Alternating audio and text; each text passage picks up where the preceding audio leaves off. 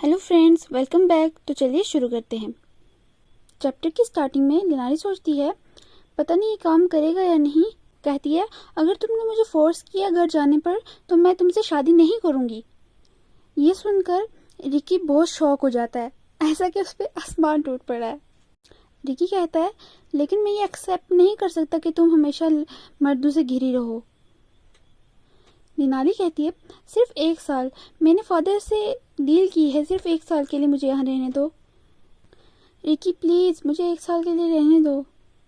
कुछ देर रिकी कुछ सोचता है। रिकी कहता है ठीक है, 1 साल के बाद तुम्हें मुझसे शादी करनी पड़ेगी। लिनाली कहती है क्या? फिर वो बोलती है ठीक है, मैं तुमसे वादा करती हूँ, तो प्लीज़ मुझे यहाँ रहने दो। तो रिकी कहता है कि ठीक है, तुम यहाँ रह सकती हो। लिनाली सोचती है कि मैंने ये एक्सपेक्ट नहीं किया था कि सिर्फ इतना कहना कि मैं तुमसे शादी नहीं करूँगी ये इतना इफेक्टिव होगा। हालांकि मेरा इससे शादी करना इसके लिए बिल्कुल भी फ़ायदेमंद नहीं है, लेकिन ये अच्छा है, मैं यहाँ रह सकती हूँ अब। तो हमें रिकी और एक दूसरे पर्सन की फाइटिंग दिखाते हैं और रिकी बड़े आराम से जीत जाता है। सारे उसको प्रेज कर रहे होते हैं और उस्मान कहता है कि जैसे कि मैंने एक्सपेक्ट किया था इसने एक इंस्टेंट में इसे डिफीट कर दिया। इसकी स्वॉर्डमैनशिप बहुत अच्छी है और ये बहुत स्ट्रॉन्ग है। लिनारी भी उसे देख रही होती है कि कितने लोग उसे एडमायर कर रहे हैं। वो सोचती है कि फाइनली ये कन्विंस हो गया कि मैं यहाँ रह सकती हूँ, ये बहुत अच्छा है। क्या रिकी को पहले से ही इतना प्यार दिया जाता था? हाँ, दिया जाता होगा, क्योंकि ये यंग जीनियस आफ्टर ऑल। इसमें कोई शक नहीं कि एग्नी इतना एक्साइटेड क्यों था।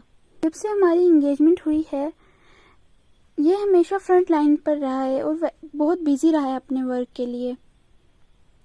पास्ट में जब मेरी फैमिली ने बहुत सफ़र किया था और इसी वजह से मेरी और इस रिकी की एंगेजमेंट ख़त्म हो गई थी और हम बहुत दूर हो गए थे, लेकिन पता नहीं फ्यूचर में क्या होगा। वो ये सोचते सोचते उदास हो जाती है। वो कहती है लेकिन पहले ये मेरे से वीकर था। तो उसे अब बचपन का सीन याद आता है कि बचपन में जब वो फाइट कर रहे थे तो लिनाली जीत जाती है और रिकी रोने लग जाता है। तो लिनाली कहती है कि तुम रोने क्यों लग गए फिर से, तुम एक क्राई बेबी हो।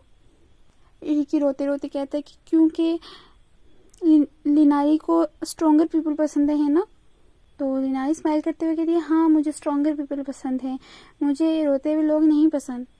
तो रिकी ये सुनकर कहता है ठीक है, फिर मैं अब कभी नहीं रोऊंगा, मैं बहुत ज़्यादा प्रैक्टिस करूंगा और मैं लिनाली से स्ट्रॉन्ग बनूंगा।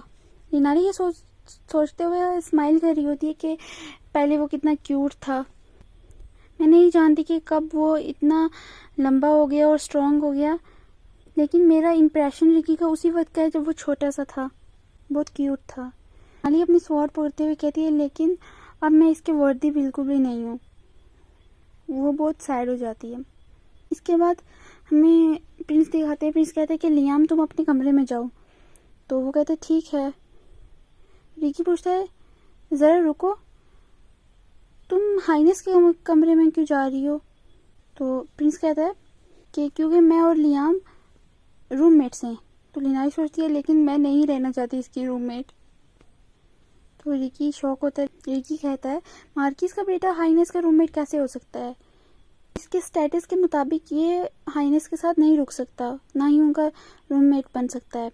प्रिंस गुस्सा करते हुए कहता है कि ये सारे ट्रिवियल मैटर्स हैं, ये इम्पोर्टेंट नहीं है और ये इनका तुमसे कोई लेना देना नहीं है। तो रिकी कहता है कि ये मेरी फियांसी का छोटा भाई है, तो ऑब्वियसली मेरा लेना देना है इसके साथ और मुझे इसका ख्याल रखना है। तो प्रिंस कहता है कि तुम क्या कह रहे हो? लिनारी सोचती है कि ये सब इतना डेंजरस क्यों लग रहा है, क्या ये पॉसिबल है कि इन दोनों का रिलेशनशिप अच्छा नहीं है? तो रिकी लिनारी को एक रूम में लेके आता है। लिनारी सोचती है ये एक नॉर्मल रूम है। रिकी कहता है मैं दूसरे कमरे में सोऊंगा तो तुम यहाँ अकेली होगी। तो लिनारी कहती है thank you and good night. वो सोचती है कि क्योंकि मैं एक औरत हूँ तो ये मेरी केयर करता है।